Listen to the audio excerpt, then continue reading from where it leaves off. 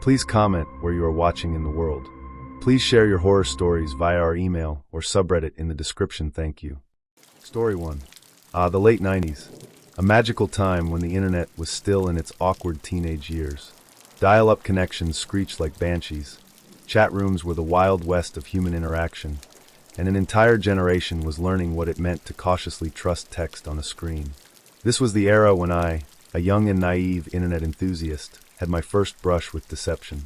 A brush so jarring, so utterly ridiculous, that it left me with internet trust issues I carry to this very day. I was a high school kid with a fresh AOL account and an endless curiosity for this newfangled thing called the internet. My parents were thrilled that I wasn't hogging the landline as much anymore. Well, except when I was connected to the internet, which hilariously did hog the phone line. And I was thrilled because AOL chat rooms were the closest thing to socializing that didn't require me to physically leave my bedroom. Introverts, you feel me? One day, while lurking in a local chat room, because yes, back then, chat rooms were often filtered by geographic location, I struck up a conversation with a girl. Let's call her Internet Girl. She seemed cool, witty, friendly, and as curious about the world as I was. The conversation flowed easily, and before long, we were chatting daily. It was like hitting the jackpot for lonely internet kids. I had found a person. Naturally, as our chats became more frequent, we decided to exchange pictures. Now keep in mind, this wasn't the instant gratification world of Instagram or Snapchat. Oh no, this was the era of grainy, low-resolution photos sent via email attachments. You'd stare at that file name like it was a treasure chest, waiting for it to download pixel by pixel over the course of several excruciating minutes. Patience wasn't just a virtue back then, it was a survival skill. When her picture finally finished loading, I saw a skinny, dark-haired girl standing next to a moderately sized blonde girl. I assumed, as one might, that the skinny, dark-haired girl, let's call her Picture Girl, was Internet Girl. Why? Because that's how this works, right? You send someone your picture, and the assumption is that the primary subject of the frame is you. This was my first mistake. Rookie error, really. Our online chats continued, now layered with the added thrill of having a face to associate with the words. Then we started talking on the phone. She had a nice voice, soft, slightly shy, but warm. We'd spend hours talking about music, movies, school, and our dreams for the future. It felt like we were building something, albeit through the rudimentary tools of late 90s technology. Eventually, the inevitable happened. We decided to meet in person. She suggested a public place, which, looking back, was honestly pretty smart. Catfishing wasn't a term yet, but people were already wary about the possibility of meeting a 40-year-old man pretending to be a 17-year-old girl. Her reasoning was simple. In case you're not who you say you are. Fair enough. I agreed, and we set a date to meet at the food court in the local mall. Romantic, I know. The day arrived, and I was nervous but excited. I wore my best mall casual outfit, probably cargo pants and a graphic tee because hello the 90s. I sat there, anxiously scanning the crowd, waiting for the skinny dark-haired girl from the picture to appear. And then like a scene out of a sitcom, she did. Well, sort of. This girl walks up to me, dark hair, skinny frame, and says, "Hi, are you Phil Zig?" Obviously not my real screen name, but you get the idea. My heart skipped a beat. "Yes," I said, with the enthusiasm of a puppy greeting its owner. "Wow, Internet Girl, you're a lot better looking in real life." Cue awkward silence. Her face twisted into a confused expression, and she replied, "Oh, I'm not Internet Girl. I'm her friend. Internet Girl is over there." She pointed, and my heart sank faster than my internet connection when someone picked up the phone. Walking toward me was the moderately sized blonde girl from the picture, the one I had assumed was just a friend in the background. She looked nervous, and as she got closer, she immediately launched into an apology. "I'm so sorry," she said, avoiding eye contact. I lied. "I'm not the girl in the picture. That's my friend. I just wanted you to like me for who I am." Now, I'd like to pause here and clarify something. I have no issue with people being who they are. I didn't care about her size or her hair color or any of that. What I cared about, what absolutely shattered me in that moment, was the lie. The sheer brazenness of it. She had spent weeks letting me believe she was someone else. Weeks. And for what? To spring this awkward, doomed from the start first meeting on me in the middle of a food court? But being the polite teenager I was, and probably a little too stunned to react otherwise, I decided to roll with it. "It's fine," I lied through my teeth. Let's get something to eat. We grabbed food from one of the vendors, probably Sparrow because this was peak mall food court culture, and sat down to eat. I tried to make small talk, but it was like trying to squeeze water from a stone. Any chemistry we'd had online had evaporated the moment the truth came out. She was clearly nervous, and I was too busy replaying the whole situation in my head, wondering how I hadn't seen this coming. After a painfully awkward meal, we decided to drive around for a bit. Why? I don't know. Maybe I was still trying to salvage the situation. Maybe I didn't want to be that guy who just bailed. But let me tell you, driving aimlessly with someone you've just discovered lied to you is not the recipe for a romantic evening. It's the recipe for a slow, agonizing countdown to the moment you can finally say, "Well, I should probably get you home." When I dropped her off, I thought that was the end of it. Sure, the date was terrible, but at least it was over. Or so I thought. The next day, I got an email from her. It was long, rambling, and full of accusations about how rude I had been, how shallow I was, and how I couldn't look past appearances to like her for who she was. She painted herself as the victim, conveniently ignoring the part where she had deliberately misled me from the very beginning. I sat there, staring at the email, my frustration bubbling over. Finally, I replied with a single sentence. "I don't like you because you're a liar." Harsh? Maybe. Honest? Absolutely. I hit send and never heard from her again. And honestly, good riddance. Story 2. It was 2009, maybe 2010, back when I was still in the early days of dating this girl who would eventually become my wife. We'd been out a couple of times already, dinner, drinks, and things were going pretty well.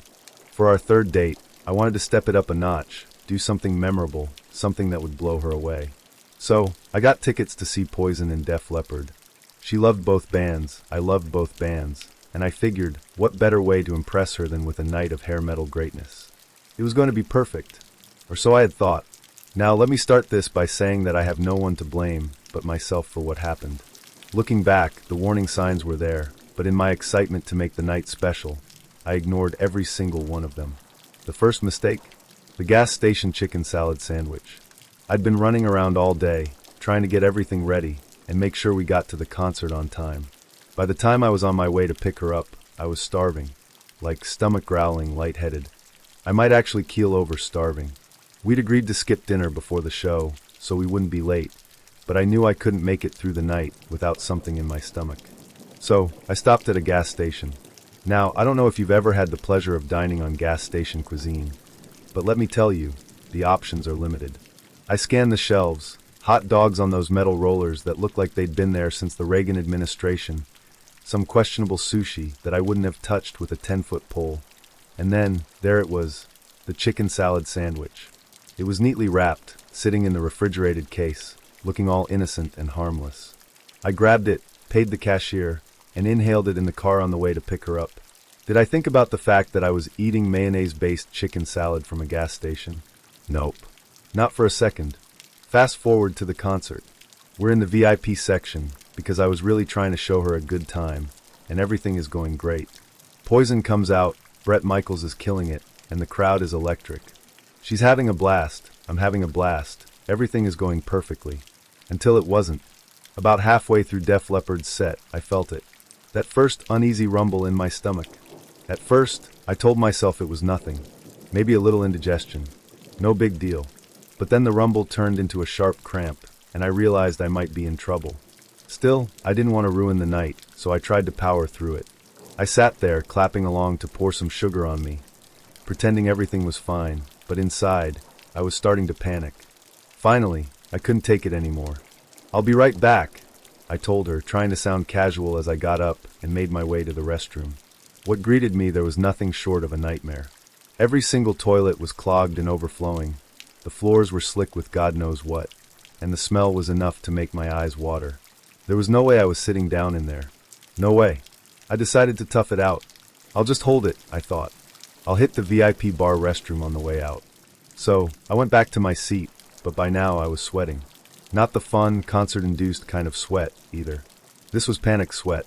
The kind that makes you feel like your body knows something terrible is about to happen, even if your brain hasn't caught up yet. When the show finally ended, I made a beeline for the VIP bar. By some miracle, there was an open stall, and I barely made it in time. What followed was, well, let's just say it was a cleansing experience. It was bad. Real bad. The kind of bad that makes you question every life choice that led you to this moment. As I sat there, trying to maintain some shred of dignity, I could hear the guys at the sinks gagging and complaining about the smell. One of them even shouted, "What the hell died in there?" I won't lie, I giggled a little.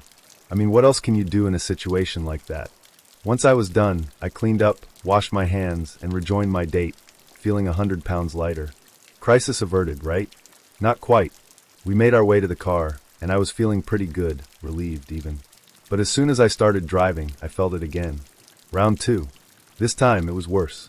My stomach was doing somersaults, and I was getting what I can only describe as poo contractions. Every 2 to 3 minutes, a wave of agony would hit me, and I'd have to death grip the steering wheel to keep from losing control of both the car and my bowels. I was sweating like a sinner in church, my shirt sticking to my back, and my date, bless her heart, noticed. "Are you okay?" she asked, looking genuinely concerned. Yeah, I'm fine," I lied, trying to sound normal while simultaneously clenching every muscle in my body. And then, in my infinite wisdom, I had an idea. A terrible, stupid idea. If I just fart a little, I thought, I'll feel better. Just a little release, and I'll be fine.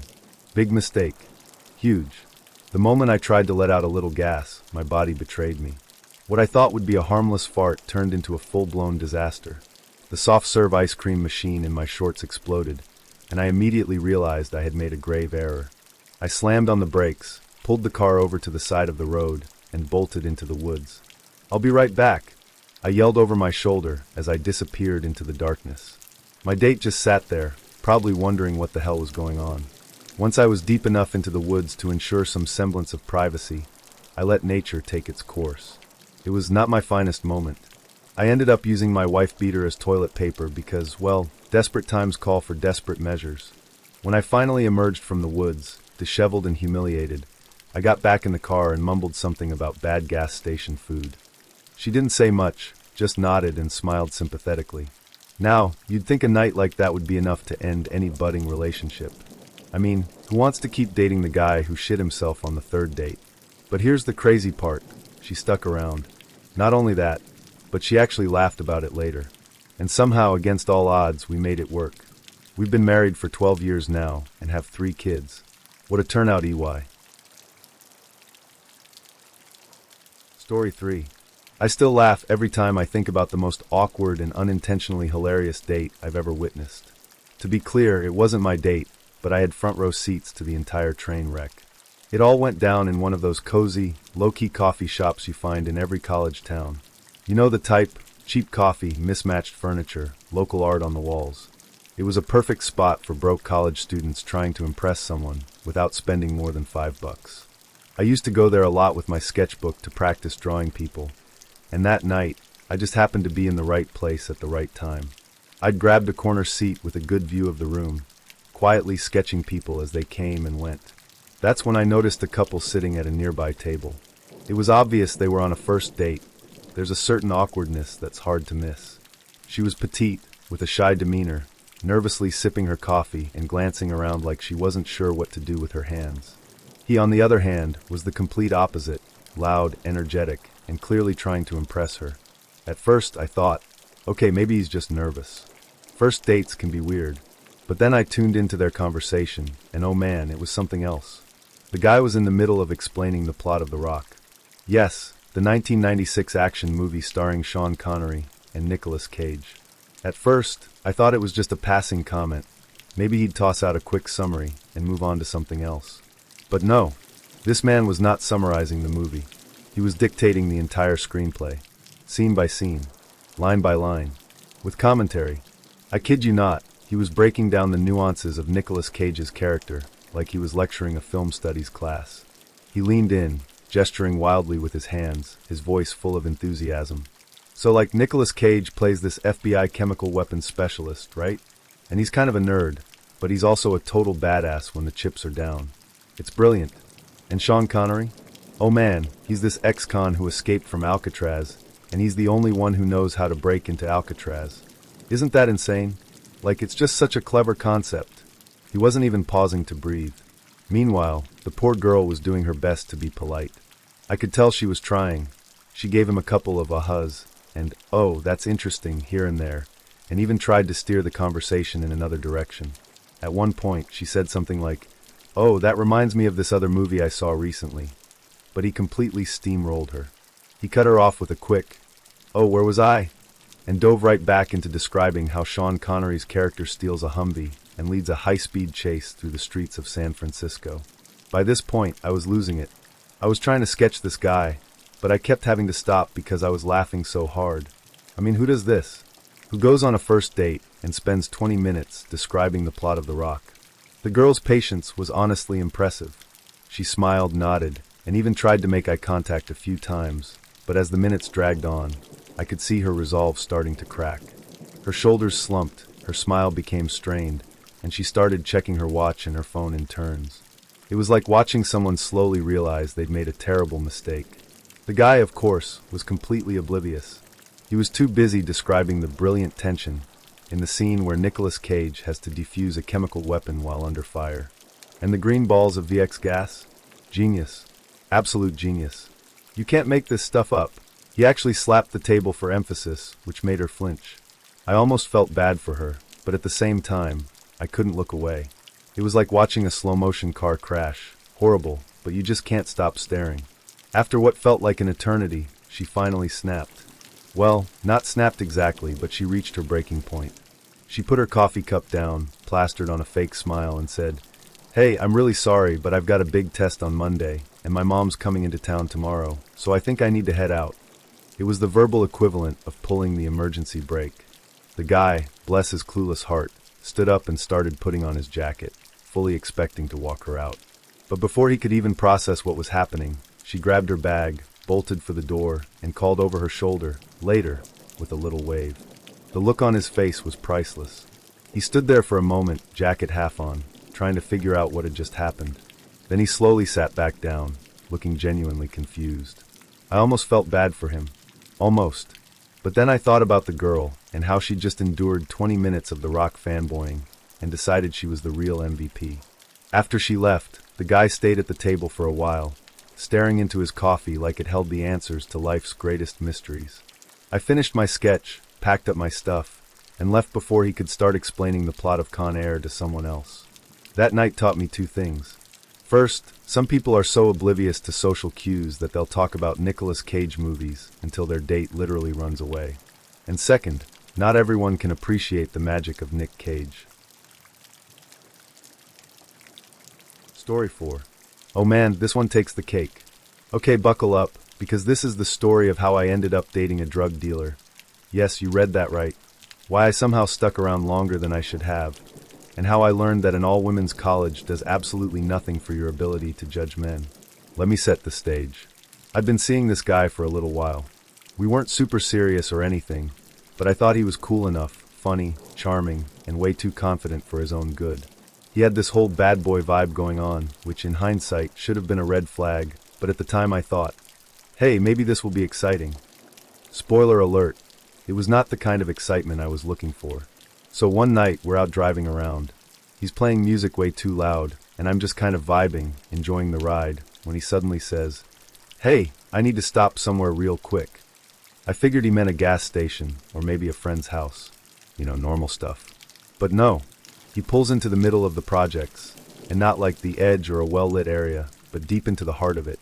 Then he parks in this abandoned parking lot that looks like something out of a horror movie. You know the type, cracked asphalt, weeds growing up through the concrete, not a single streetlight working. That parking lot. And then he just leaves. He doesn't say much, just something vague like, "I'll be back in a minute," and gets out of the car. I'm sitting there like, wait, what? You're just leaving me here. But before I can even process it, he's gone, disappearing into the shadows like some kind of sketchy Batman. I'm left alone in the dark in the middle of nowhere, in a parking lot that's clearly seen better days. My phone had like 12% battery, and I'm thinking, this is how it ends. This is how I die. Minutes crawl by, and I'm trying to distract myself by scrolling through my phone, but my brain is going full panic mode. Every noise I hear makes me jump. Was that a footstep? A cat? A murderer? I was half convinced I'd end up on the news. Local woman found in abandoned parking lot, boyfriend nowhere to be found. After what felt like an eternity, but was probably closer to 30 minutes. He finally comes back. And oh boy, he does not come back empty-handed. He's carrying a jar of the stankiest weed I've ever smelled in my life, like you could get a contact high just being near it. But that's not all. He's also got these bags and bags of other stuff. Pills. Crack. Things I didn't even know what to name. I'm sitting there staring at him like, what the hell did I just sign up for? But instead of saying anything, I just kind of laugh nervously, because what else do you do in that situation? We drive off, and I'm trying to play it cool, but my mind is racing. Is this guy a full-on drug dealer? What did I just witness? Am I an accomplice now? He's talking like it's just another Tuesday, completely unbothered, and I'm over here reevaluating all my life choices. The night doesn't end there, though. Oh no, it gets better, or worse, depending on how you look at it. He drops me off at my place, and for some reason, I'm still trying to salvage the evening. I don't know if it was adrenaline or denial or just plain stupidity, but when he leans in for a kiss goodnight, I go with it. And as we're kissing, my hands kind of wander. Just casually exploring like you do. That's when I feel something hard near his waist, right where his belt buckle should be. Except it's not his belt buckle. I pull back, confused, and ask, hey, what's the gun for? Because yes, it was a gun. A whole-ass gun, just chilling on his hip like this was the Wild West or something. Without missing a beat, he smiles and says, oh, don't worry about it. Just understand that when you're with me, you're safe. Safe. Safe. I didn't feel safe. I felt like I was one wrong move away from being an accessory to a crime I didn't even know about. Then, as if that wasn't unsettling enough, he casually adds, hey, you want to go into the woods and shoot shit? And that's when it hit me. He might have meant me. I'm not saying he did, but let's just say the thought crossed my mind, and I decided I wasn't about to find out. I politely declined, saying something about being tired, and practically bolted into my house. I locked the door behind me and just stood there for a minute, trying to process everything. What just happened? Did I actually just date a drug dealer with a gun? Now here's the kicker. You'd think this would be the end of the story, right? That I'd see the red flags, cut ties, and never look back. Nope. The worst part is I kept dating him. For months. Months. I don't even have a good excuse for it. He wasn't a bad guy, believe it or not. He was funny, charming, and always made me laugh. But, there was also the whole drug dealer with a gun thing, which, yeah, in hindsight, maybe should have been a deal breaker. We kept dating until he eventually went to jail, which, let's be honest, was probably the universe stepping in and saying, girl, what are you doing with your life? When he got locked up, I finally had my wake-up call and moved on. But to this day, I look back on that whole experience and just shake my head. This is what happens when you go to an all-women's college, by the way. Male judgment? None. Zero. I had no idea how to spot a red flag, let alone a whole parade of them. If a guy was funny and paid attention to me, I was like, sure, let's see where this goes. Spoiler, it usually went nowhere good. Story 5. Well, might as well go ahead and tell this story to all of you amazing people online. I was on OkCupid at the time, messaging back and forth with this girl who seemed pretty cool. She had a nice profile, a great sense of humor from what I could tell, and her pictures were cute enough that I figured, hey, why not? We hit it off in our chats, so I asked if she'd like to meet up for a bite to eat. She said yes, and we made plans for me to pick her up and head to a local restaurant. The day came, and like I said, I drove down to pick her up. I texted her when I was parked outside, and she replied that she'd be right out. So far, so good, right? Well, that's when the first little flicker of doubt crept in. I decided to step out of my car, so she'd have an easier time spotting me. I stood there for a few minutes, and then I heard it. Hey, Chickenston. I turned around, and there she was. Now here's the thing. I'm not the kind of guy who gets hung up on appearances. But I'll admit, I was caught off guard. She looked very different from the pictures on her profile. She was easily 60+ pounds heavier, and it was clear those photos were either very old or just strategically cropped. Still, I'm not one to be shallow, so I brushed it off. Weight isn't a deal breaker for me, and I figured I'd give her a chance. Hey, I said back, trying to sound upbeat, and we got in my car to head off to the restaurant. The drive started out fine enough, just the usual small talk. How was your day? What kind of music do you like? The standard stuff. But then about 10 minutes in, she hit me with a curveball. Chickenston, where do you see our relationship going? Now let me remind you, this was our first time meeting in person. I barely knew this girl, and here she was asking me to define the trajectory of our future together. I awkwardly laughed and said something like, "Well, I'm not really sure yet. I mean, we just met. I'm on OkCupid because I'm looking to start a relationship, but I think it's a little early to tell where things might go." I thought that would be the end of it, but nope. After a few moments of silence, she turned to me and dropped another bomb. "So, the house you picked me up at? It's not actually mine." My brain hit the brakes harder than my car ever could.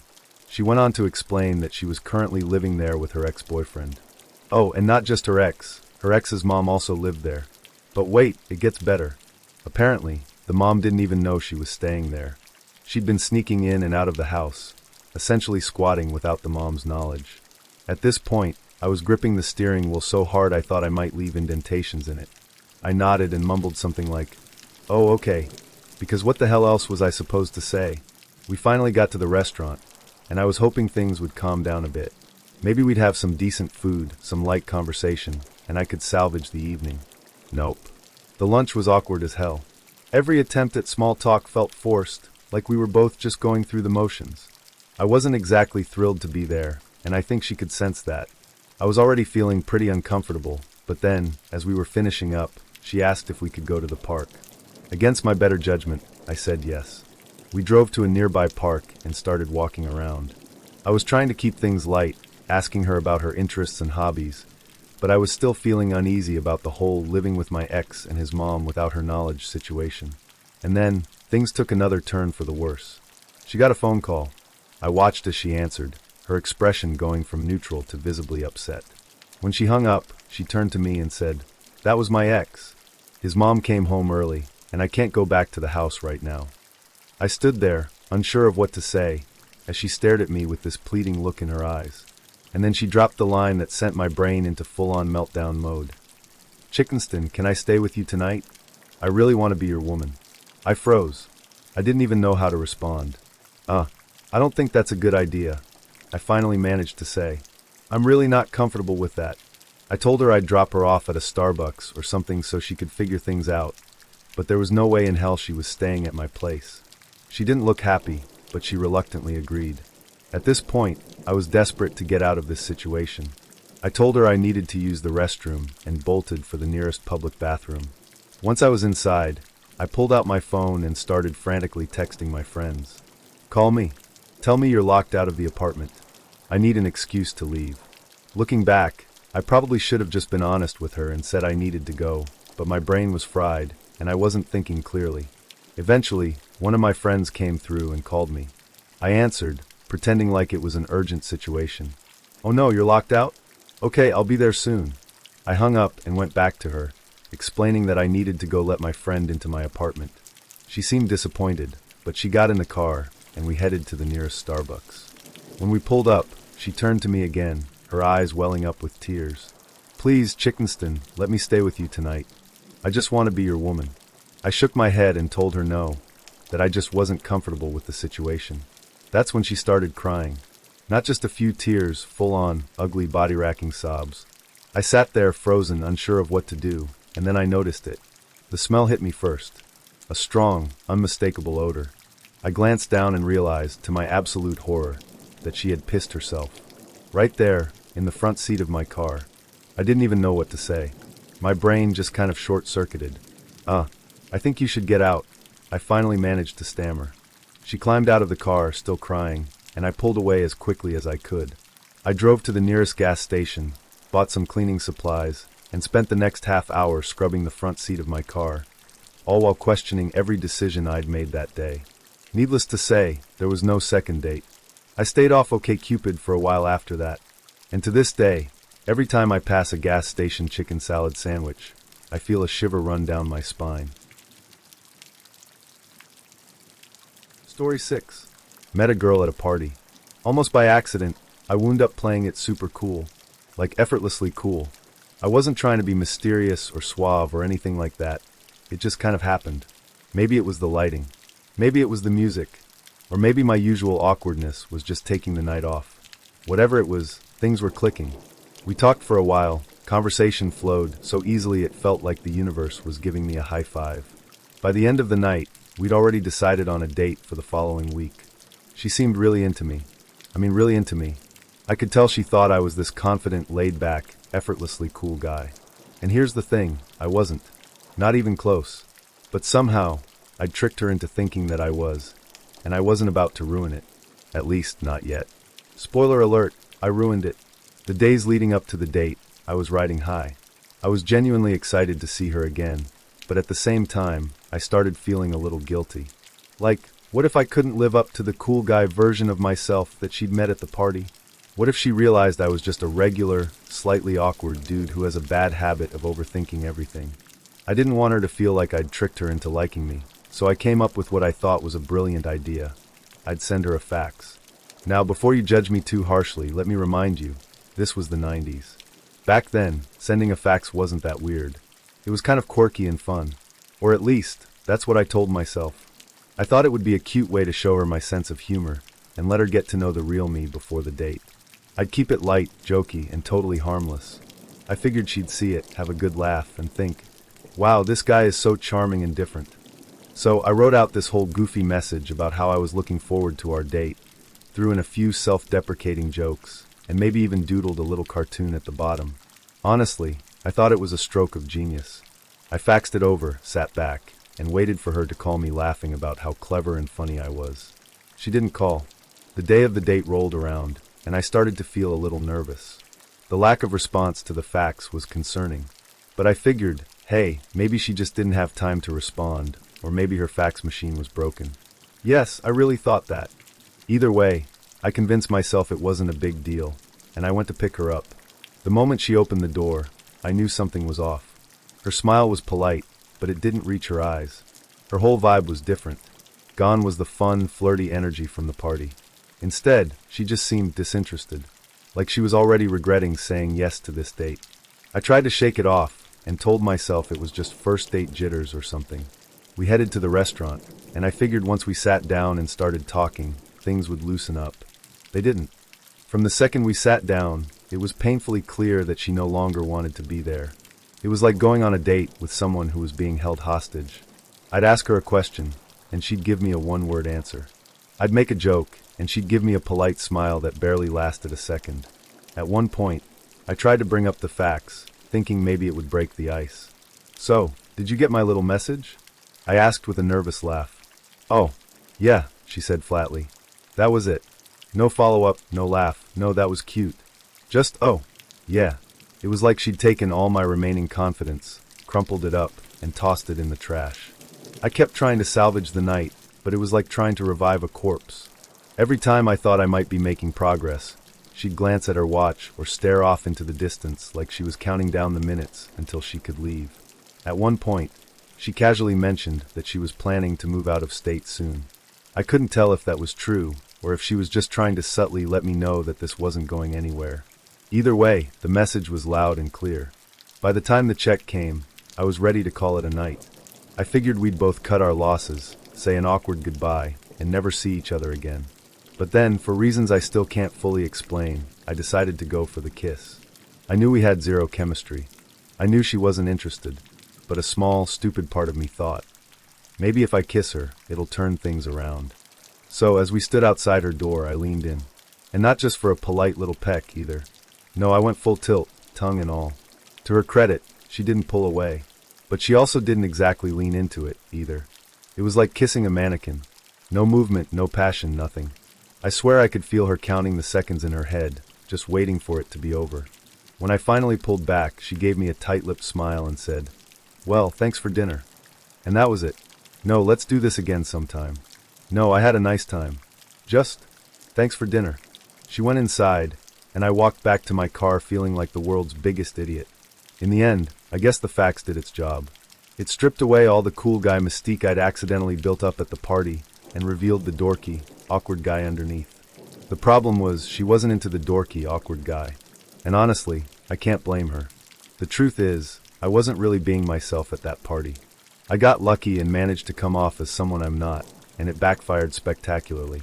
Looking back, I think the biggest lesson I learned from that night is that sometimes it's ruder to be polite than to be honest. I could tell she wasn't feeling it, but instead of being upfront about it, she went through the motions to spare my feelings. And honestly, I probably should have been the one to call it out first. I knew things weren't clicking, but I kept trying to force it because I didn't want to admit defeat. The whole thing was just a mess. Oh, and I also learned that I'm way too dorky for dating. But hey, at least I've got a funny story out of it. Story 7. I met a girl on the website. Her name is Amanda. She seemed perfect, beautiful, funny, and right from our messages we clearly got along well. So after a few days of chatting, we upgraded to phone calls. That went even better. Her warm and bubbly persona made talking with her easy. We would joke around together on the phone for hours each time, enough to fill a book just with these laughs and stories between us. So when the day came for us to make appointments on each other's company, things were looking up. She directed me somewhere which was neither near my house nor hers. A local wine bar for low-key chic conversation-level experiences perfect for first dates. The night of the date, I drove about 45 minutes to her place. I don't mind traveling by distance. If the person is worth it, it really doesn't matter how far you go. I pulled up to the front of her house in the driveway and immediately noticed that it was a damn nice setup. Something like, wow, okay. I was already dreaming of this potentially heading somewhere, even scoring a second date. Stuff looked pretty good. And then I knocked on that door. First, I was met by her dog. And when I say dog, I'm not talking about some cute little golden retriever, the kind that you could easily hunt rabbits with. No, this was a brood of dog, which seemed almost the size of a horse. It was barking loud, deep barks that shook windows and all over the door as though trying to force his way through, while Amanda was on the other side trying to get her vicious hound under control. I remained standing quietly at the door. After what felt like an eternity, although it's really quite possible it wasn't more than 2 or 3 minutes, she finally succeeded in pushing it open. Look, I'm going to level with you. This is where everything went unquestionably south. Amanda was, shall we say, maybe not the same as she appeared in pictures. By dissimilar, I mean she was at least 50 pounds heavier than her profile photos had suggested. Now I'm not superficial, and I understand that people are not always 100% truthful on dating profiles. Who is? But this was some quite clever advertising. Nevertheless, I told myself, just forget it. After all, possibly she simply hasn't updated her pictures in a long time. Although you are here already, and she looks friendly enough, give her a try. Besides, once we started talking, I discovered she was every bit as charming and funny in real life as she'd been on the phone. Her house was beautiful, beautiful enough for glossy magazines, and the money she must have had flashed before my eyes. The furniture you would expect to see in, say, picture and diagram, all the latest trimmings, tasteful ornaments, and a wine fridge tucked in the corner of her kitchen. I took the mental attitude, well, you've come this far. The dog shows no signs of descending upon you, and she's well off. At the very least, you could make a new friend. So we made for the wine bar, and really it was fine. We chatted nonstop, and she had excellent taste in wine.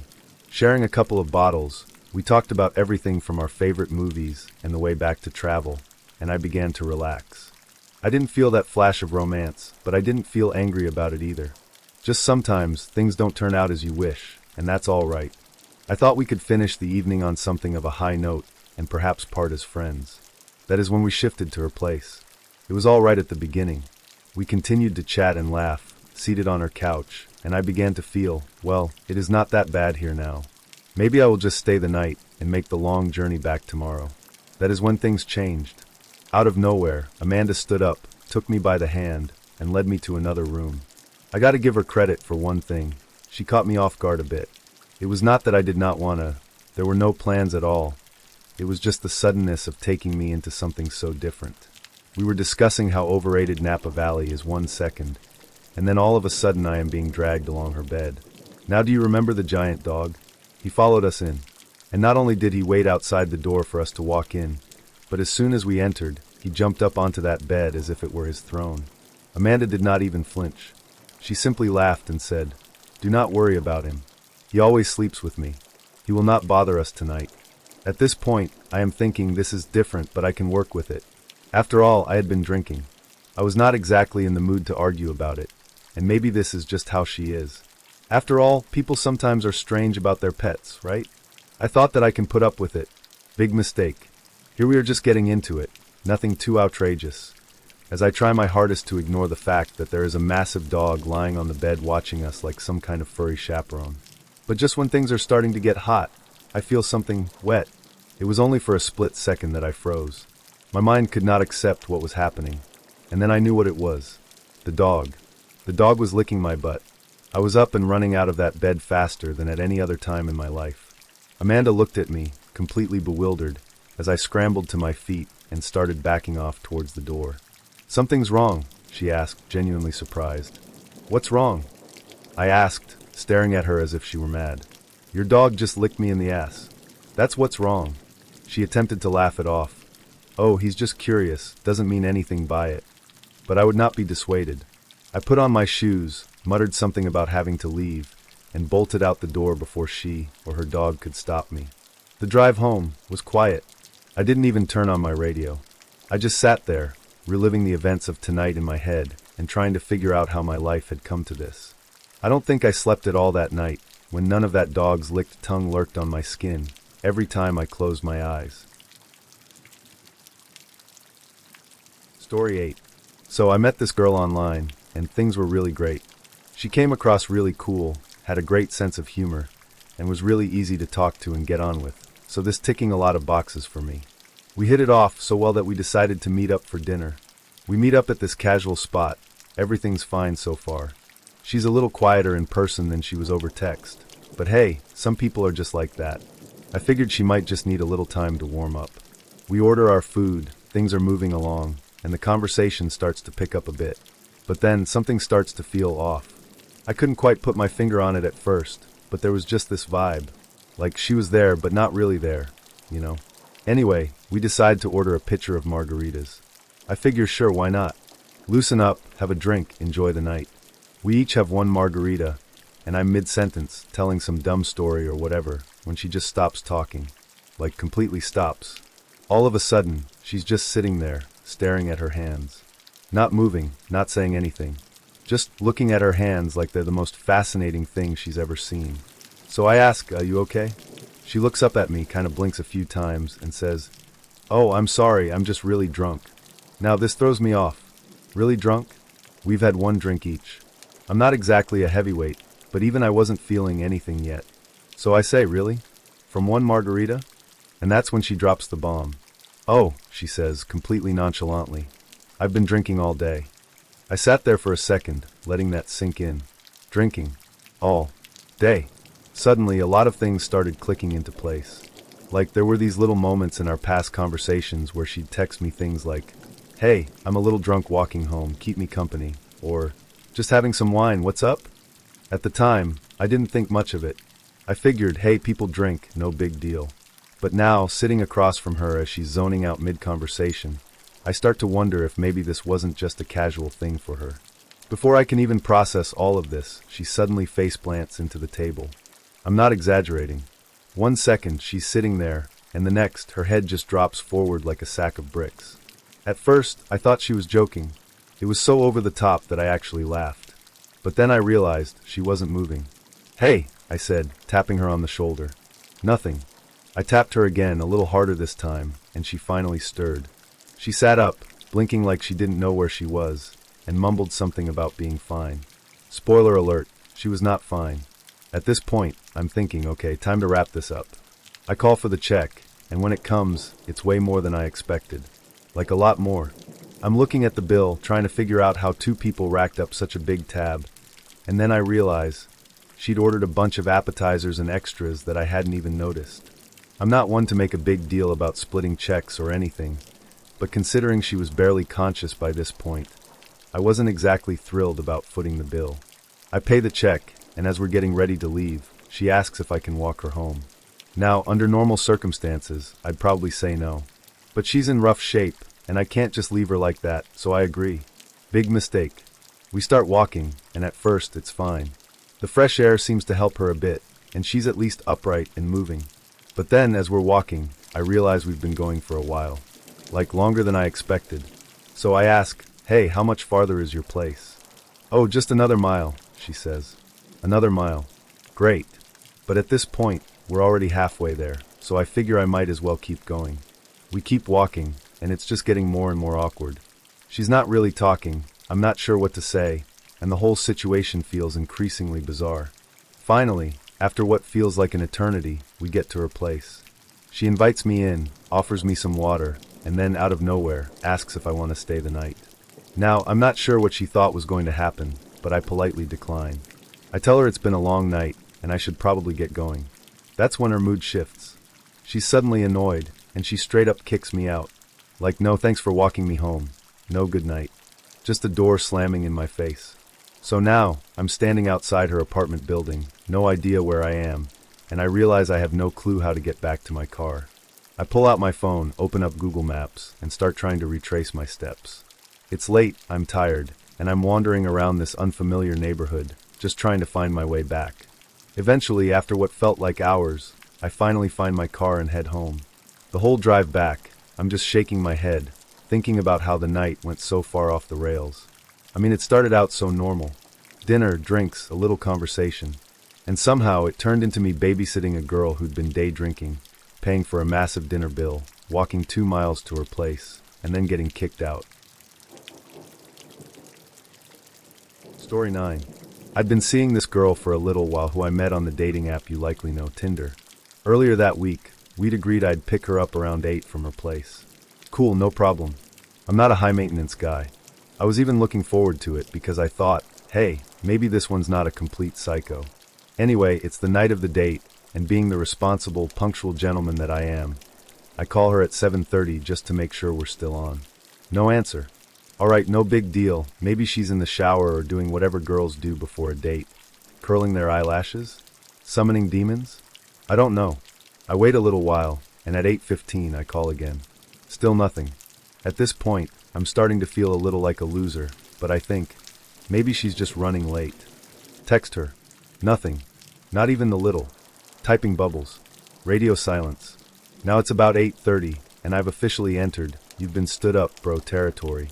I'm sitting there in my car, staring at my phone, trying to convince myself that maybe her phone died, or she got abducted by aliens, or some other excuse that doesn't make me feel like a total idiot.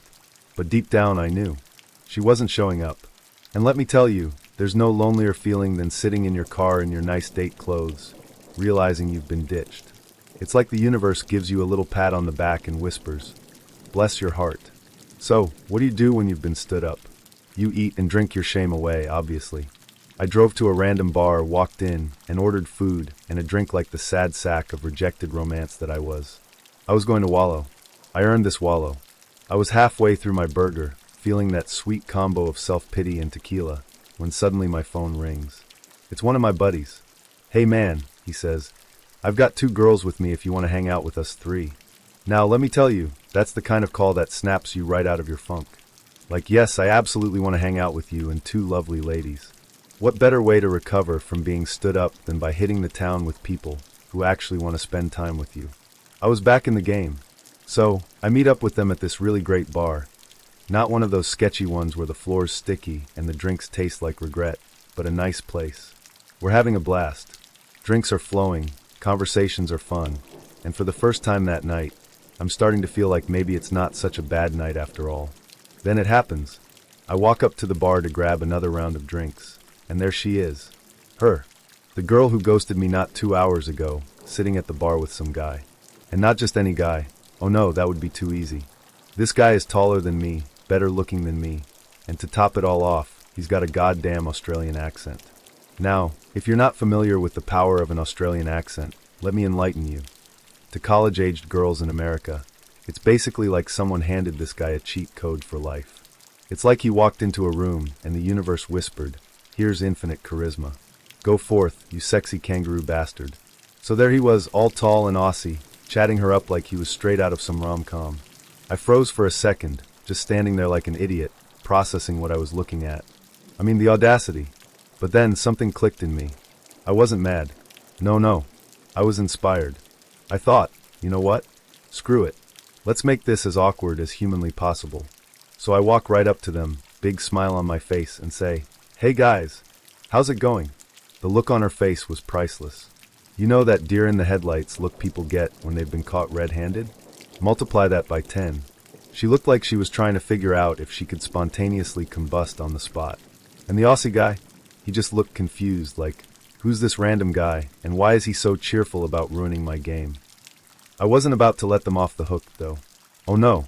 I leaned into the awkwardness. I asked how their night was going, what they were drinking, whether they'd tried the nachos here.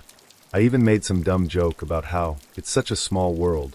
She mumbled something about being here with a friend, and introduced him in a way that was so half-hearted, I almost felt bad for him.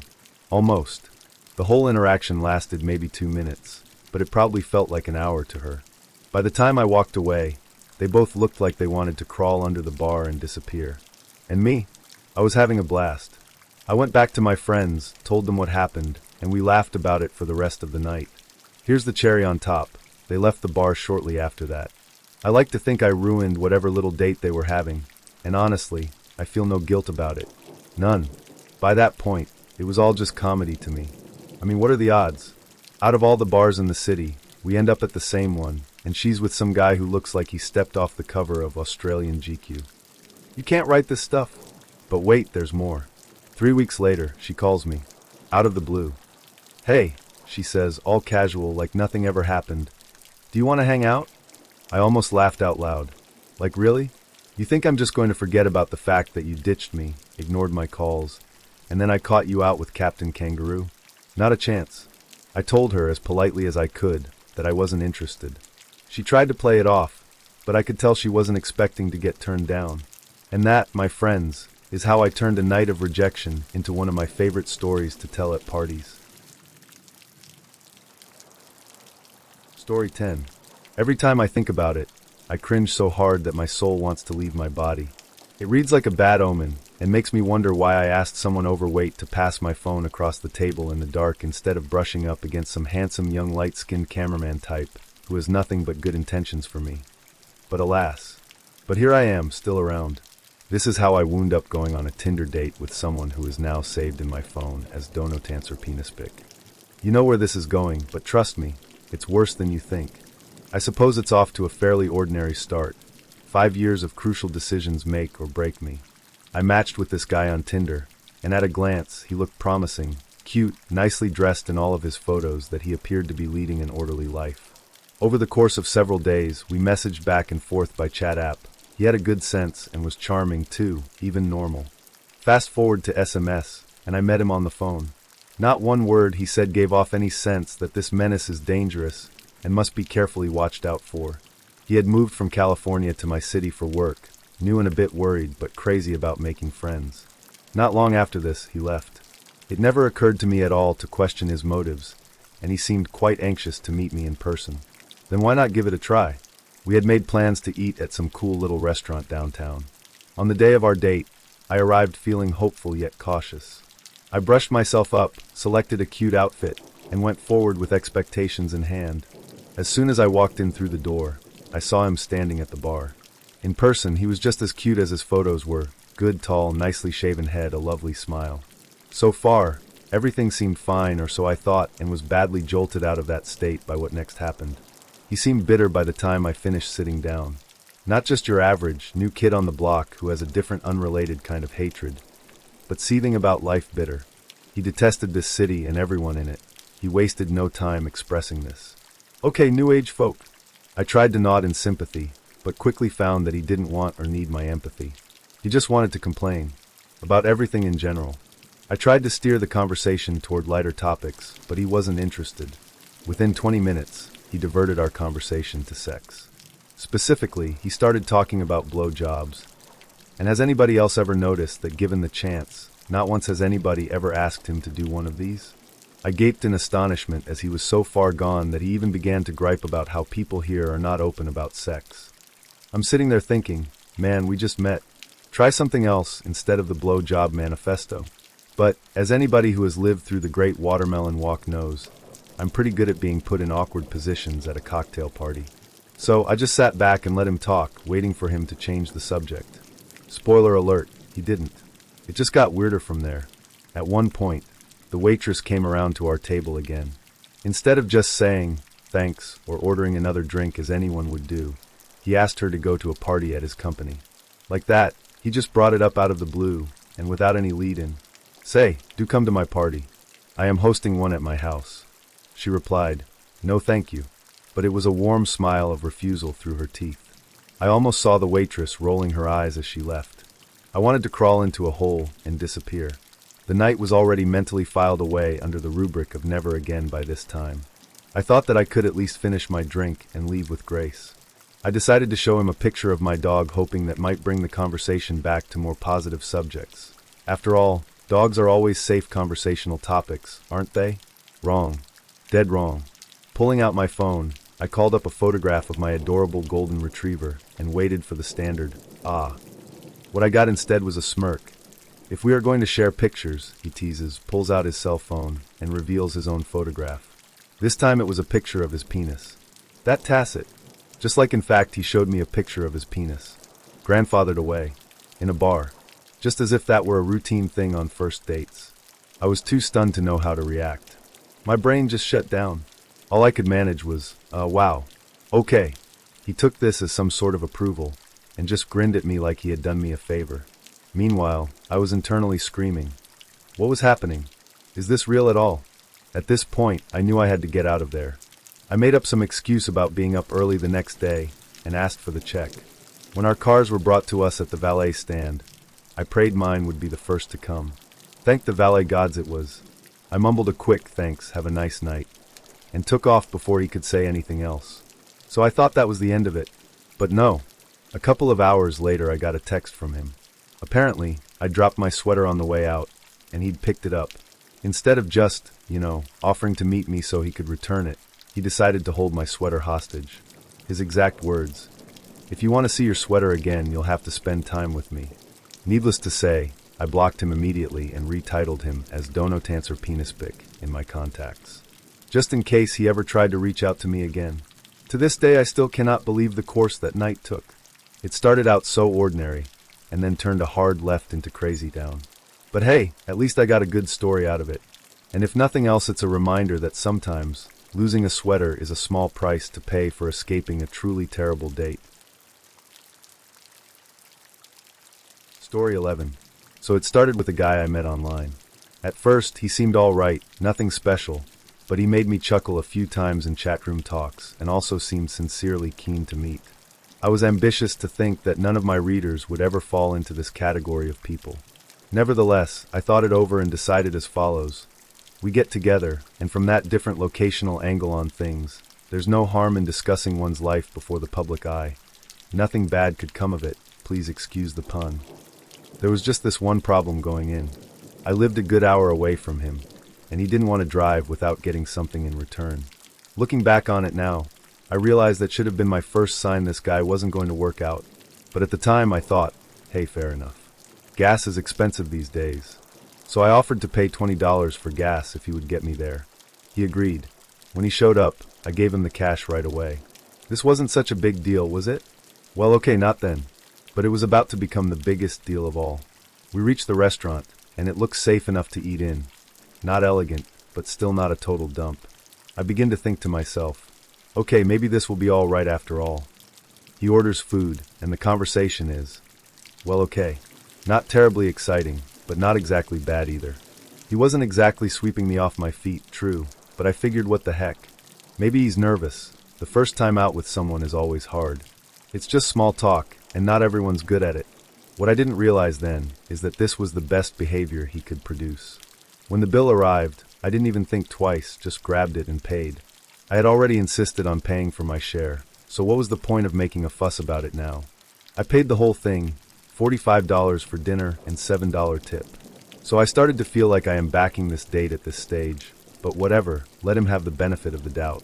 Maybe he'll come up widely with another novel idea. Spoiler, no. We get back to his place, it's after dinner, and he suggests that we smoke hookah. He'd mentioned earlier that he likes it a lot, and I thought, why not? It was cool. And let's face it, I didn't feel like sitting through another awkward conversation at some coffee house or bar. Catch is, he didn't have any shisha. None. Zero. Zilch. Guess who ends up spending $25 on it? Yep. Me. I'm literally hemorrhaging money on this date by now, but I'm like, okay, fine. One more thing that might make him happy, and perhaps we can still save the night. We managed to get back to his, fix up the hookah and start smoking it. For the first 5 minutes, there was nothing wrong with it. And then out of nowhere, man, he takes a real hard turn to the left. He starts demanding sex. Not asking, not suggesting, demanding. And not in a playful or flirty way, mind you. No, this was almost full-on aggressive, bordering on raping someone. He's going on about how I owe it to him, and that it's only fair because he went to all this trouble for the date. There I sit, shocked senseless. What trouble? I was paying all along. What do you even say to that? I mean, the whole time, I'm just sitting there glaring at him. I was beyond sick of this. He's sitting there, crying about how nobody ever gives him a chance, and how women are so unfair. No actual tears in sight, just these guttural and dramatic sobs that look like you only get in soap operas. Anyway, let go of your drama, for now. I'm only mentioning it because I feel it once again. And that's when he starts doing this weird half-cry thing. Not tonight, not ever. I tell him firmly, and in a tone of finality. I feel this point is probably worth making clear. Because at any rate, by now I'm hardly drawn to him. Like he's lucky I hadn't left through the door by now.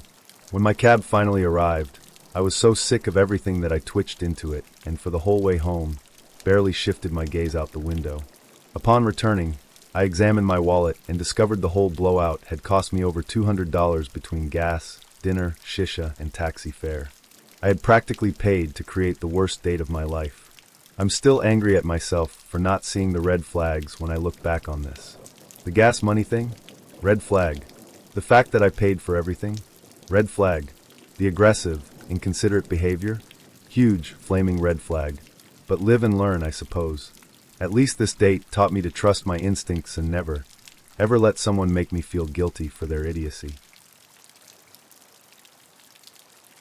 Story 12. So, I was about 18, working at one of those phone kiosks in the mall. Classy job, I know, but hey, it paid the bills. So there was this guy who worked at one of the other shops within eyeshot of my kiosk. He was cute, I'll give him that, tall, decent smile, clearly knew how to work a hair gel bottle. But something about him always felt a little off. Hard to explain. Still, every time he walked past my kiosk, he'd stop and chat me up. At first, it was harmless enough, flirty sure, but nothing too over the top. But then he started asking me out. And when I say asking, I mean like every single day. It was relentless. I'd be over there trying to sell a phone case to someone's grandma, and there he'd be, leaning on my counter like he belonged there, throwing out lines like, "So, when are you gonna let me take you out?" I wasn't really into it, but after weeks of him pestering me, I finally caved. Honestly, I think I was just tired of saying no. It was one of those fine, let's get this over with situations. He suggested drinks at a local pub, which seemed harmless enough. A quick drink, some small talk, and then I'd be done, right? Wrong. Oh, so very wrong I was.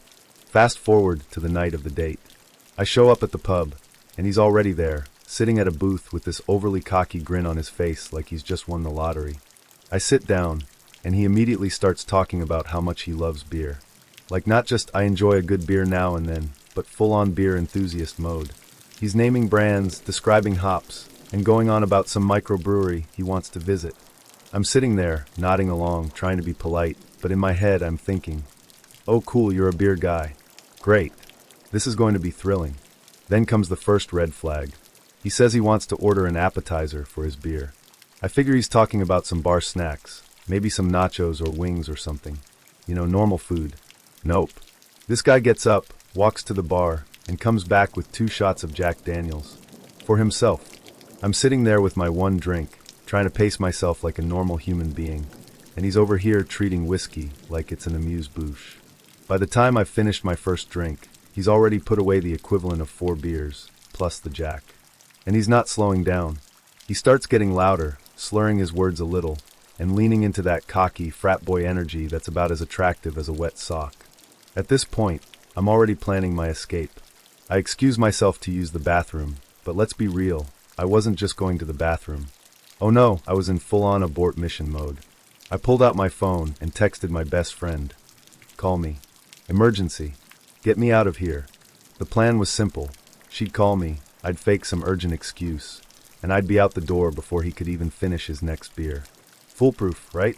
I come back from the bathroom, fully prepared to execute my escape plan, and that's when I notice something.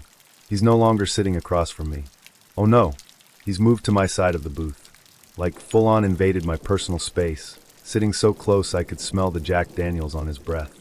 I sit down, trying to keep my cool, but there's this sinking feeling in my gut that this night is about to get a whole lot worse. And boy was I right. We're sitting there, and he starts getting handsy. At first, it's just little things, his hand brushing against mine, leaning a little too far into my space. But then out of nowhere, he reaches over and grabs the top of my tube top. Before I can even process what's happening, this absolute moron yanks it down. In the middle of a crowded bar. Both of my boobs are just out there for the whole world to see. For a second, I'm so shocked I don't even react. I just sit there staring at him like, did that really just happen? And then it hits me, oh yes, it did. This dude just exposed me in public like it was some kind of frat house initiation. Well, let me tell you, I'm not the kind of girl who lets something like that slide.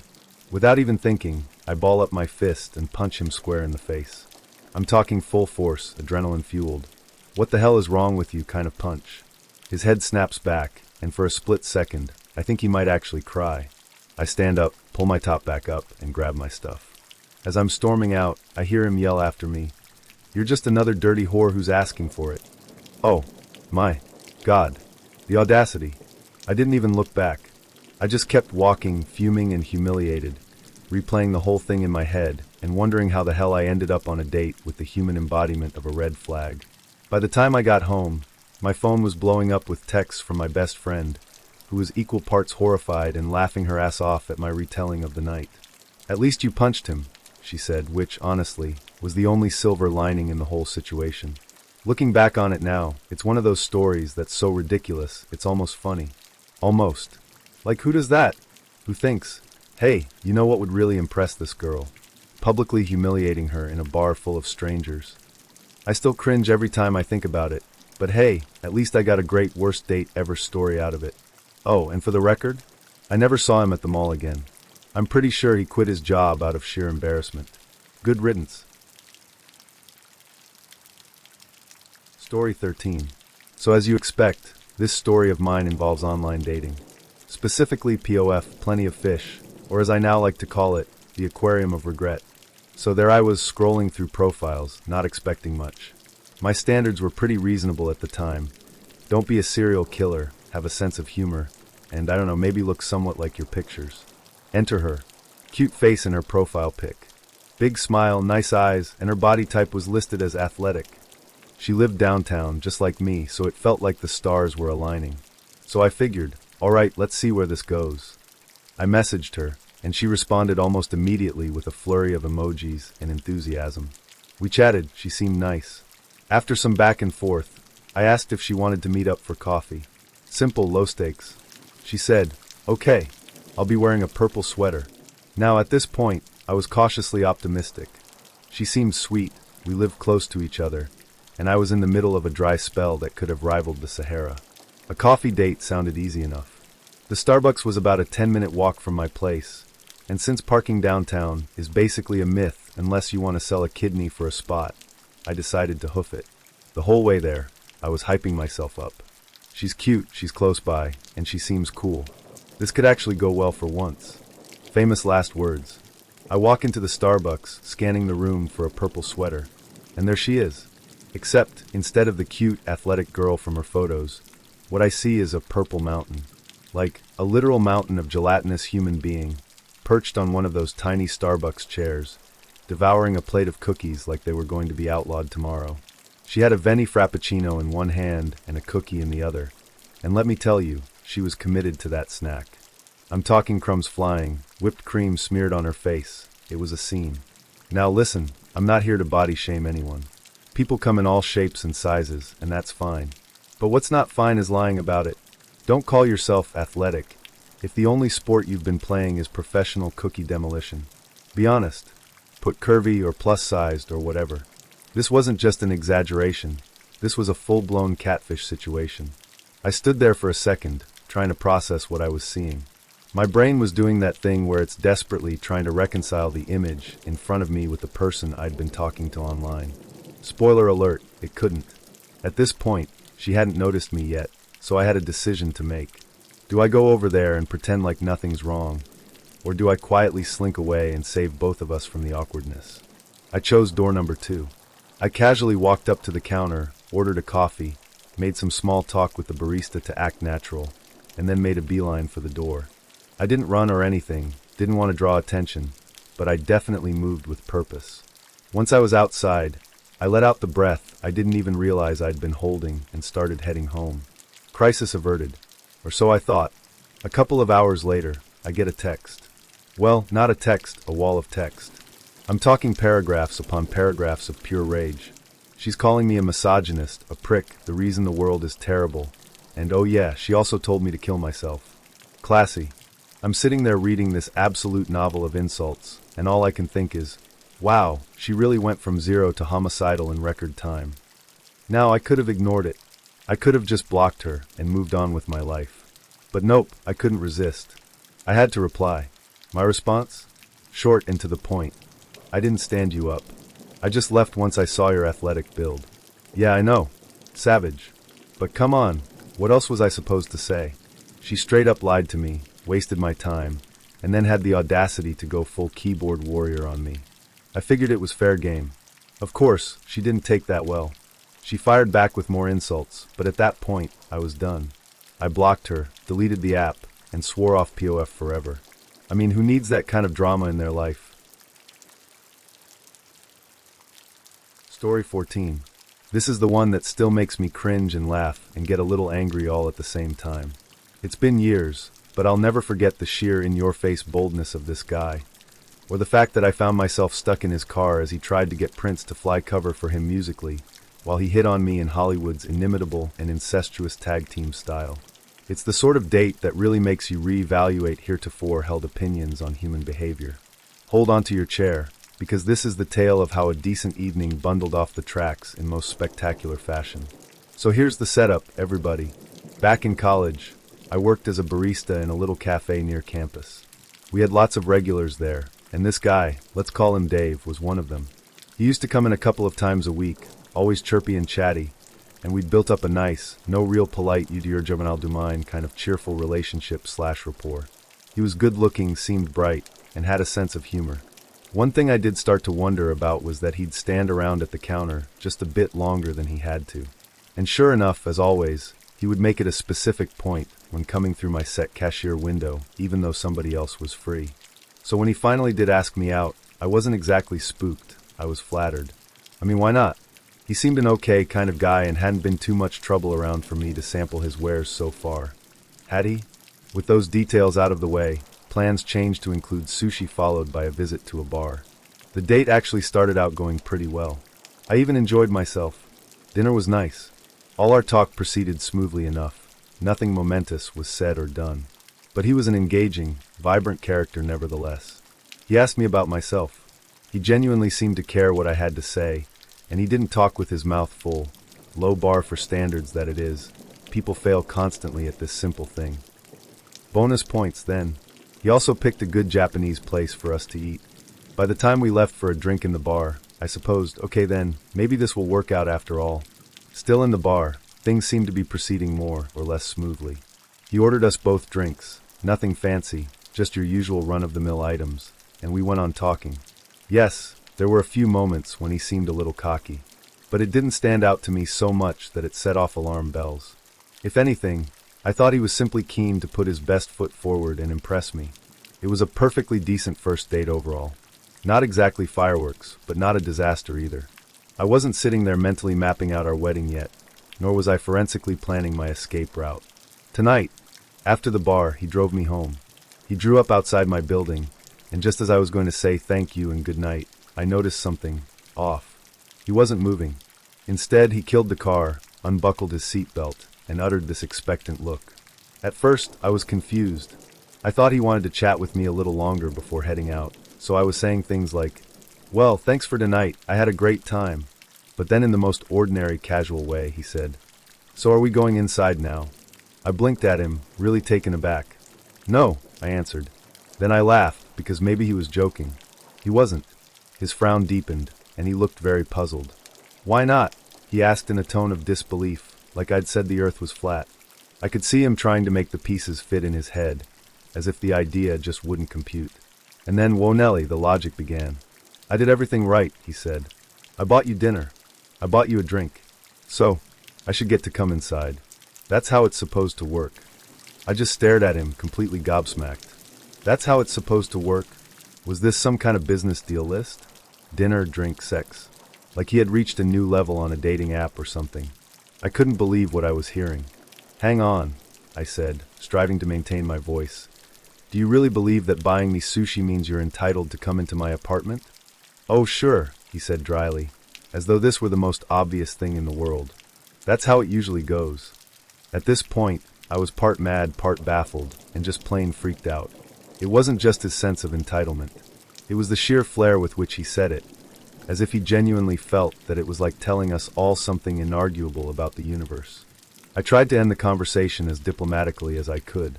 "Listen, I had a very nice evening tonight, but I'm just not going to have you over." But he wouldn't let up. "Again, why not?" he pressed. "I mean, I paid for dinner and everything else. I thought we were having a great time." "I'm sorry," I began to say, my tone growing chill. "But we had a good time together. That doesn't mean I owe you anything. That's not how it works. I mean, if you think things weren't awkward enough," he starts arguing with me. "Why, you should get to come inside." I kid you not, this man just sat there in his car, in the dead of night outside my apartment, and tried to have a debate with me like we were in some sort of courtroom drama. "What am I supposed to do?" he exclaimed at the measure. "This is wrong." I was really feeling anxious by this time.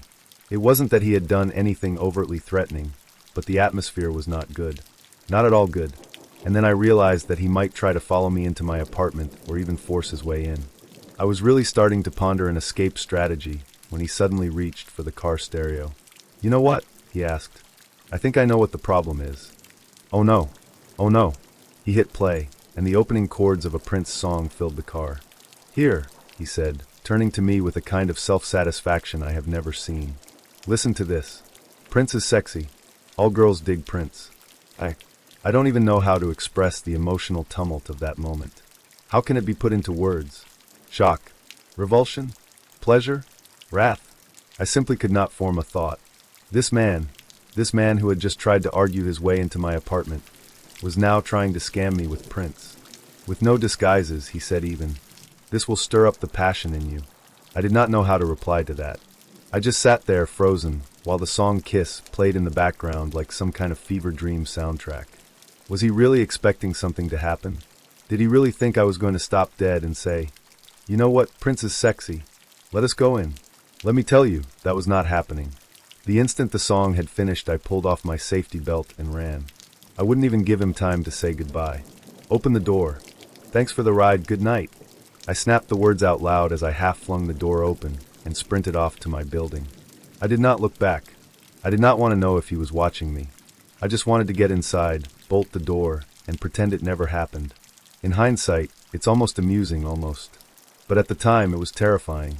The sense of entitlement, the heated argument, the Prince CD, it was like being trapped in some bizarre, misogynistic screwball movie gone really wrong. Needless to say, I never saw him again. And after that, I definitely started screening my dates a lot more carefully. But hey, at least I have a story now. And it serves as a good reminder that whenever someone tries to use Prince to manipulate you, you had better start running. Run and don't look back.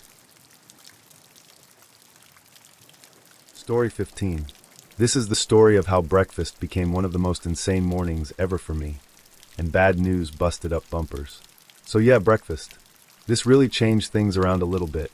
I mean, who would have known all this was going to happen just because I got ready and created a new face for the day, knowing that no matter what happened afterwards, no matter what happened in general, my dignity and probably my rear bumper would eventually be damaged. That said, it all started with this men's soccer team I joined. I couldn't run anymore, so I was just in it for fun while trying to keep busy and meet new people when we made the connection. Call her Lisa, let's. Lisa was bright and humorous. She swept the light away from any other woman in sight. We spoke a few times after games.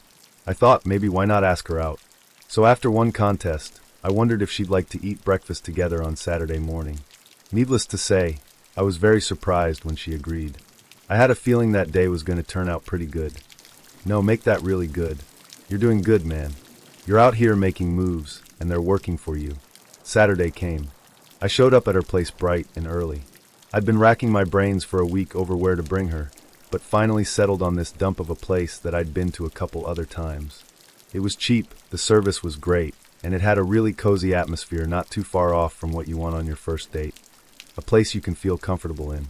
Inside, we sat down in a booth and ordered our food. I went for the garden omelet because it was healthier and looked like I was getting my act together. She ordered pancakes and coffee, and we enjoyed what was meant to be a nice quiet breakfast together at the time, when suddenly everything started going crazy. For a few minutes there, things were all right. We chatted about football, work, and other things two people on their first date might normally say to each other. Everything seemed fine. Then Lisa, oh boy, she decided to throw a wrench in the works. Suddenly, she started talking about what she kind of liked. And by what she liked, I mean she went into a detailed breakdown of all the kinky shit she was into. Breath play being dominated, whips, cuffs being hit, but, not too hard. She said it as if she were catching up with an old friend, matter of fact, and so proud of herself. Meanwhile, I was sitting there with my fork halfway to my mouth, trying to make sense of what was happening. It's not that I mean to shame anybody's kinks, no. You do you. But it was only like 20 minutes into the date, and I was unprepared for that kind of openness. As Kevin Hart would say, she was getting too fast, too kinky. I tried to keep my cool, nodding and throwing in the occasional, "Oh, really? Interesting." But inside I was spinning. Is this normal? Is this something people do on breakfast dates now? Am I the weird one for not bringing my sex life up over pancakes? By the time the check arrived, I was both interested and overwhelmed, but then everything was going to change. There I was, ready to pay for breakfast like a proper gentleman, wallet in hand. But wait a minute. There must be a mistake. I checked pockets and turned bags over on their contents, then gave one last thorough search through all of my stuff. The wallet wasn't where it should have been after a night's football coaching. With a deep sigh, I wrote down Lisa's number. Then I left the money on the table and fled. She paid for both of us, and I said I'd pay her back on Venmo as soon as I got home. So we leave the diner, and I figure that's it. I drop her off, tell her thanks again for breakfast, and we go our separate ways. But when we pull up at her place, she turns around and asks, "Fancy comin' in fair make tea?" I might have hesitated at her invitation, under normal circumstances. But it would have been rude not to consider my own feelings and the fact that she bought me breakfast, didn't it? With complete idiocy, I agree. We go inside and things happen quickly, very quickly. 1 minute we're sitting on our couch talking. All we do is small talk. Next thing we know, it's in the bedroom together. And this young man's having some of his dirtiest, most mind-blowing sex up to then. Let's not get into that too much, but I'll say one thing was certain. Lisa meant what she'd said about her tastes, and then some at my expense also.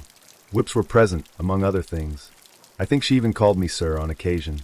It was one memorable story itself. But who is going to object? I'm still lying in bed, and my brain is still trying to process what just happened. At that moment, my brain is in the fog of post-coital bliss where nothing seems real. And I am thinking to myself, wow, did that just happen? Then, however, the whole situation seems to take a sharp left turn for the worse. After Lisa's phone buzzes, she looks at the message and her eyes get as big as a dime. Then she sits bolt upright and says, in a complete panic, "Oh my God, you have to go.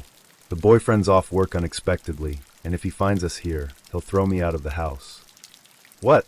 I just sat there looking at her, trying to take in her words. "Your boyfriend?"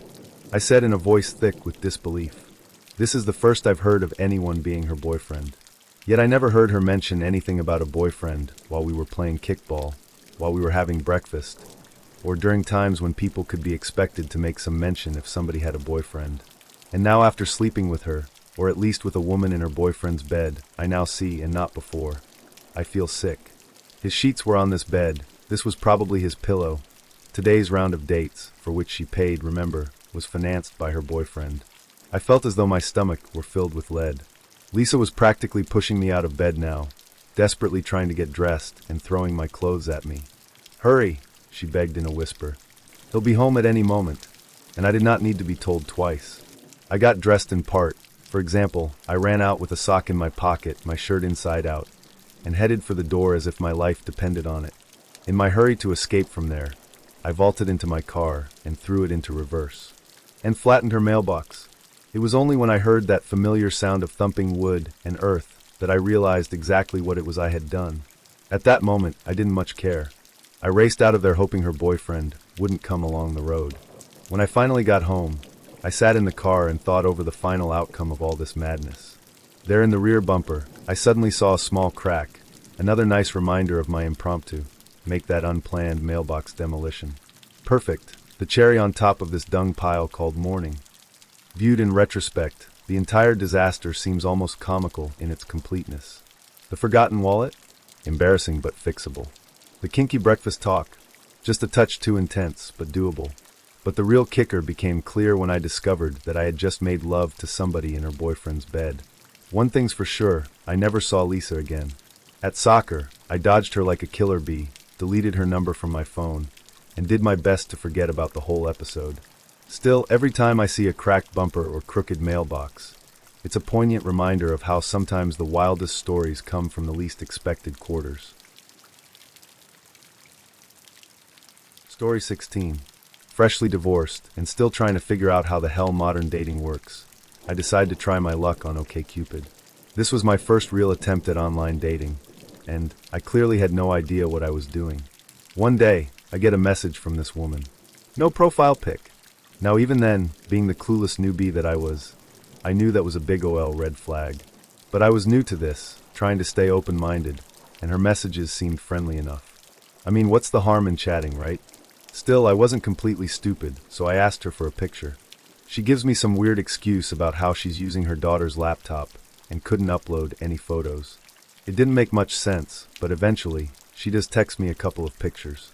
She's decent looking, no supermodel or anything, but enough for me to think, alright, could be worse. Plus, she's flirty, and it had been a while since I'd had someone flirt with me, so I kept the conversation going. After a bit of back and forth, I decided to be bold and ask her out. I was hesitant, sure, something about her didn't sit right with me, but I figured I'd give it a shot. Worst case, it'd be a funny story, right? Oh, pass me if only you knew. To play it safe, I set the date for a Sunday afternoon. Low pressure, quick escape if needed, and I even lied about having to pick up my kids later just to give myself an easy out. Spider senses? Fully tingling. I get to the restaurant, and there she is. She greets me with a big smile, a hug, and, wait for it, a kiss on the cheek. Bold move for a first date, but okay, maybe she's just super friendly. I notice right away that she's already working her way through a pint of beer. Not a big deal, I thought. Maybe she's nervous and wanted to take the edge off. I sit down, order myself a beer, and try to get a vibe for how this is going to go. Let me tell you, I never caught up to her drinking pace for the rest of the date. The woman was on a mission. Oh, and here's where things get weird. She hands me 2 gifts. Yes, you read that right, gifts. On a first date. She gives me silly putty for my kids, who are like 12 and 14, and probably couldn't care less about silly putty. And lip balm for me. Lip balm. What even is that? Was she trying to hint at something? Was I about to be kissed again? I had no idea what to make of it, so I just awkwardly thanked her and shoved the stuff in my pocket. As we're talking, I start to realize a couple of things. First, she's a let's call it eccentric. The conversation is all over the place, and she's throwing out these wild stories that don't totally add up. Second, and this is the kicker, her story about being divorced gradually morphs into we're separated, to I'm still living with my husband, but I'm definitely moving out soon. Oh, okay. Cool. Totally normal first date stuff, right?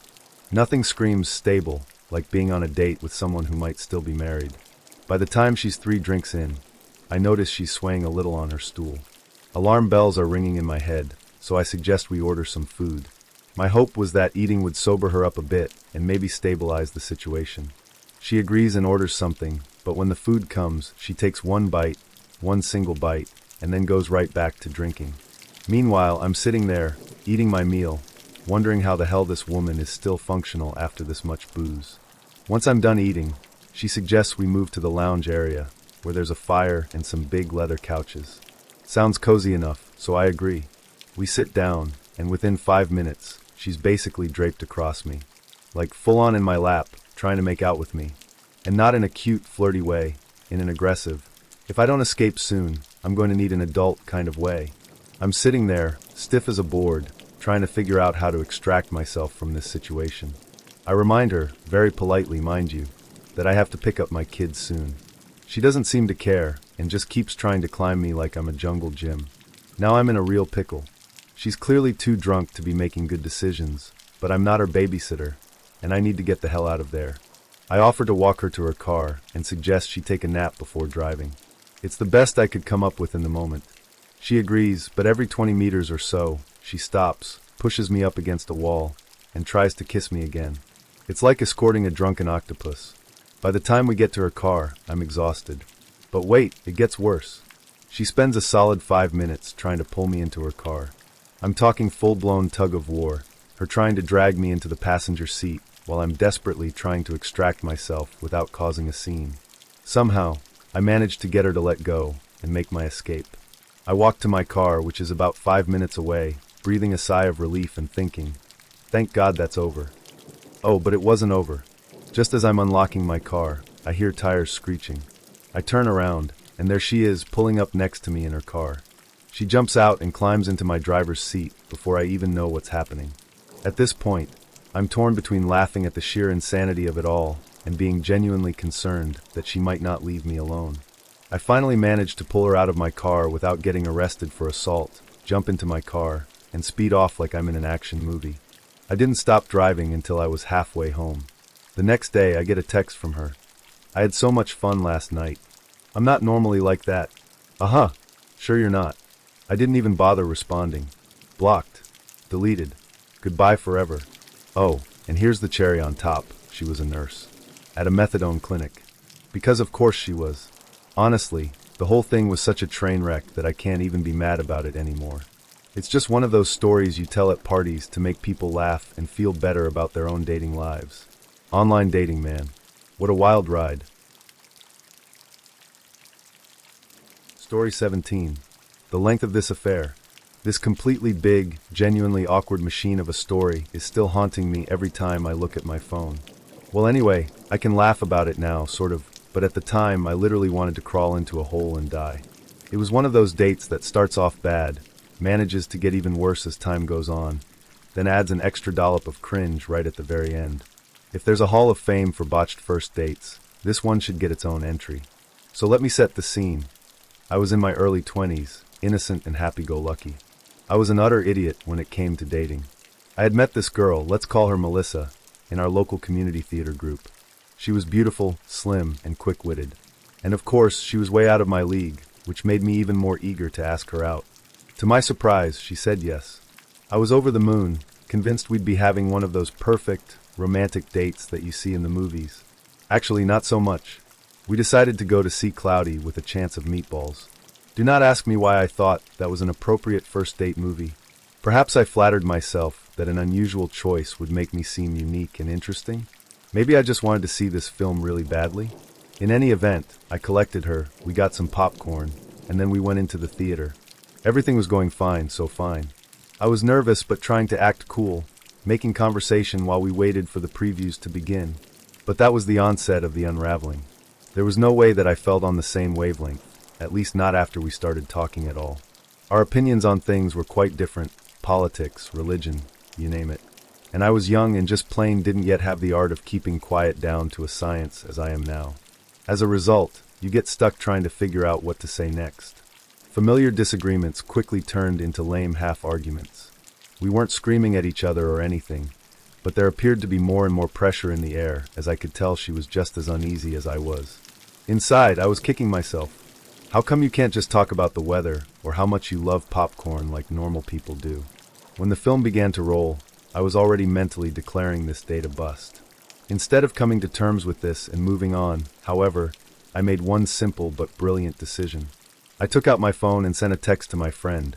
Let's call her Megan, which said exactly what was happening around us. The date is going so badly. We have nothing in common. It's really awkward. Pressing send brought me a little relief. Okay, at least there's someone else out there who knows how miserable I am. But then ring went the unmistakable sound of a text notification. The notification didn't come from my telephone. No, it came from Melissa's phone. Time stood still. My insides dropped. I looked on in horror as Melissa fished her phone from her purse, opened the message, and started to read it. I watched her expression change in real time, from curiosity to puzzled bewilderment to oh. She finally turned to me and asked, with a hurt, disbelieving tone, "Did you mean to send that to me?" I swear, at that moment, I had what doctors call a near-death cringe. My mind was scrambling to find an explanation, but all I could manage was a stammered, "Oh my God, I didn't mean to send that to you. I was trying to text a friend. I'm so sorry. I must have accidentally clicked your name instead of Megan's, or replied to the wrong message thread, or something. To tell you the truth, I don't even remember exactly what I said because my brain was just screaming, "Fix it! Fix it! Fix it!" In fairness to Melissa, she didn't immediately storm out or throw her drink in my face, which, personally, I'd say I deserved. She just looked at me for a moment, clearly upset, then said, "Wow. Okay." I could feel the weight of her disappointment, and it was colossal. I made one last attempt to preserve the situation by blurting out something like, "Anyway, despite everything, I really do enjoy your company. You are so brilliant and beautiful, and I am just such an idiot for screwing this up." Which was true. She was from a different world, and I knew it. However, she managed it. She agreed to see the evening out and complete the date, as friends. Suffice it to say, prettiest friends meeting of my life. We didn't even talk while watching Cloudy with a chance of meatballs. That, let alone anyone else. Up until the last minute, I couldn't enjoy the movie. All I was replaying this disaster over in my head. Each time I looked over at her, I had this vision of her glancing down at the phone. She was most likely replaying the part where I'd texted her about her. When the movie finally ended, we walked out of the theater to our cars, said our goodbyes, and went on our separate ways. I was greatly relieved because it was over. Another nail-biting day at least, but also deeply embarrassed. Just like that, it seemed pretty sure to me this would be my last encounter with Melissa, if you didn't mind. But wait, it gets worse. The text I sent to Megan telling her all about my date. That was the last time they let me text from the back of a cab. Since apparently, if you haven't learned yet how texting while you're in your feelings can ruin relationships, no amount of actual experience will teach you. I tapped out a long message to her on how odd the date had been, how I'd texted Melissa in the movie, and assured myself there would never be a sequel. Got it all off my chest bar one thing. Pushed send. The phone vibrated in my hands, and the blood rushed to my head. "You sent it to me again." It was a mistake. I don't remember anything after that. In all likelihood, I fainted. It was all I could do not to respond to what she'd written, and to let her know I wouldn't be the one doing the calling anymore. I wasn't physically capable of any other action. What could I have said at that point? Oops. My mistake. Hardly. There was no recovering from this. Melissa deserved better than that, and I deserved my shame sitting squarely on me to think over what had happened. Thinking back, I can laugh at it most of all. It's also a story that ought to warn you. Never text while you're still on a date about the date, and who you're sending messages to should be checked twice, or even 3 times. Take my word for it, it's worth the effort, because otherwise, you might end up as I did. The person who accidentally texted his date twice on one date itself how bad things were going. And believe you me, that's an award which nobody ever wants to win, but is his at last. Story 18. A couple of years ago, I was still going through a breakup. And this wasn't one of those we just drifted apart kind of breakups. No, this was messy, ugly, and it completely destroyed me mentally and physically. So when this deliciously broad-shouldered man that I worked with asked me out, I just went for it. He was charming, witty, and to be honest, I wasn't used to it for a long time. My self-esteem was constantly being trampled by anyone who wasn't actually trying to make it feel worthless. I thought, maybe this is the start of something different. Spoiler alert, it wasn't. Anyway, he picks me up for our date, and everything seems fine at first. He's being sweet, complimenting me, asking me about my day, basically, all the usual first date stuff. Then he lets loose the first verbal bombshell.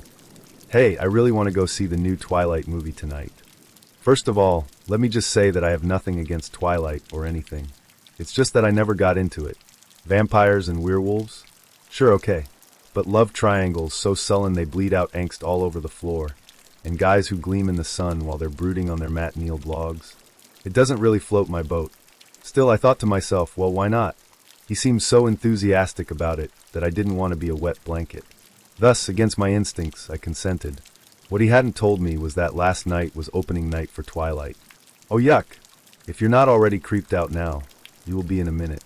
Since the next hour would involve explaining to vast crowds of teenage girls where we each were in line, the thought made my toes curl. Normally, this would have raised a giggle except that the very phrase never left my lips. As for giggling, we weren't anywhere near that much fun yet. Well, no sooner had I managed to tell them about my contacts and glasses not fitting properly under the helmet of my batting equipment, as any good third batter should do. More accurately, Andrew Jackson already had said boys after 2 warnings get rid of everything they have now on them but their jockstrap, Julia. Especially at midnight during exam season. Anyway, everyone had long lines before us, the one nearest us being lengthened by so many girls, once again to be reordered earlier. Talking about taking steam out of a fast overtaking car. Well, at school during swing out, cheers were shouted from half a block away, and then if at any time somebody so much as mentioned, Jacob and Edward, let's say pleasant dreams. I consider myself basically well educated and never have heard the likes of this before. Tight popping noise that kind of makes your middle ear feel full of air, each shriller than the last.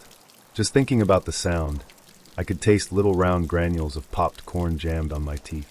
Now try to play it straight too. And so I continued past the TV trucks, still plastering on that artificial grin.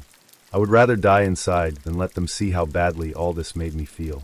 But then it got even worse, because I had gotten into one of those moods where nothing mattered at all, and now the one thing left went bad too. After all, I had heard cliché enough hell, it's a G nevertheless in English, nothing at all. New review, September 1st, 2005. The usual sort of girl. We stand in line waiting, and I try to block out this madness all around me when I feel something looking at me. You know that feeling? You get a sense of it before you even turn around, right? So I turn my head but do not bother standing up. There she is, standing cheek to jowl with him one row back, staring straight at me. My old boyfriend's war-axe sister. All these people on Earth, and now. She gives me a look like it just so happens that my entire life has fallen over Bromwich, or something equally despicable. For the record, I never really liked her even back when things with my ex were good. She was the type who feeds on conflict, always has something mean to say. And here she is now, standing in line for Twilight, about to make my already uncomfortable night even worse. Can't ignore it. I couldn't escape from her at all because when we finally got to go into the theater, who pops up sitting down right near me but... Right. The sister is there, sitting right next to me, sharing armrests with me. I couldn't make it up if I tried. Now I'm sandwiched between my date, who is way too excited for this movie, and my ex's sister, who is practically radiating hatred, trying to pretend I'm fine. Then the movie started, and that, I don't mean any offense, but if you are a fan of Twilight, I just couldn't get into it. Whenever Jacob took off his shirt, the entire theater burst into an ear-shattering high-pitched, whoa, whoa. It was like being in a concert for screaming banshees. In the meantime, I'm just sitting there, bored to tears, trying to avoid eye contact with the human ball of spite sitting next to me. After what felt like forever, the movie finally ended, and I was ready to call it a day. But my date had other ideas in mind. He wanted to go back to his place for some drinks. Since I thought that I had deserved a stiff drink after surviving that, I said yes. He was really hot, and I was still in the phase after breaking up with someone where I had to show myself I could move on. So we went back to his place, had a few drinks, and then one thing led to another. Now, this is where things went downhill fast. Needless to say, this guy was lousy in bed, very lousy. I mean, I've had some SOSO experiences, but this was just off the scale awfully bad. It was like he'd read a book about sex written by an author who never actually experienced sex. Lying there, I thought, get through this, everything's all right. Get through this, and you'll never have to see him again. But after that disaster, I was ready to leave. Then, he hit me with the creepiest vibe just before midnight. The next morning, before leaving for work as usual, he turned and said to me, "I want you here when I get back." Oh, really? I kind of laughed it off. I thought he might be joking. But when he got serious, I couldn't help but feel that there was no way to explain such a strange request. So he said to me very earnestly, "No, really. Please don't go. I'd be so happy if you stayed. I really want you to stay."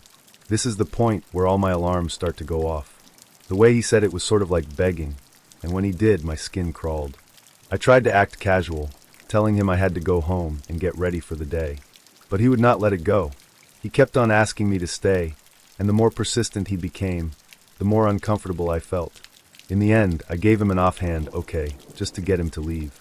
As soon as he was out the door, I collected all my things and walked out. I thought that was an end to it. Just another bad date to put on the list. But then, a few months later, I saw his face in the news. Evidently, he'd been arrested for murder. Real, actual murder. And I had just been sitting there, watching it on TV, trying to take in the fact that I had dated, and even slept with, a man who turned out to be a murderer. I even Googled his name to make sure it wasn't some strange coincidence.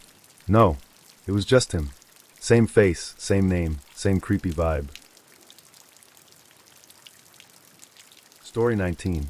2 years ago at a party, I met this girl. Let's call her Sarah.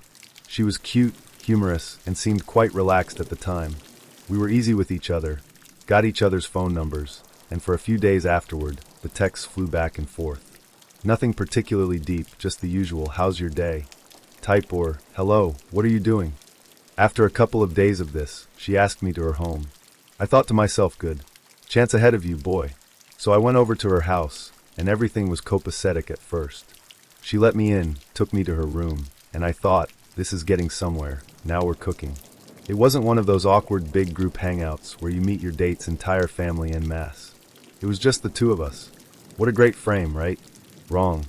The minute we got settled down in her room, she pulled out her phone to text somebody. Now, I'm cool with this. I'm not asking her to sit and give me 100% of her attention every second. But this was pushing it. It was at a whole extra level. As if there was nothing but empty space all around her, and not a single human being left in this world except her. I was invisible with the doors closed. She wasn't an occasional phone checker. She was in touch with the world. I might have yelled, "Hey, your house is on fire," and she went stone deaf. Politeness was my first impulse. "How have you been?" I asked. But the clicking sounds of thumbs on a handheld screen offered neither a hello nor a response. So she's dissing me. Anyway, I tried one more time.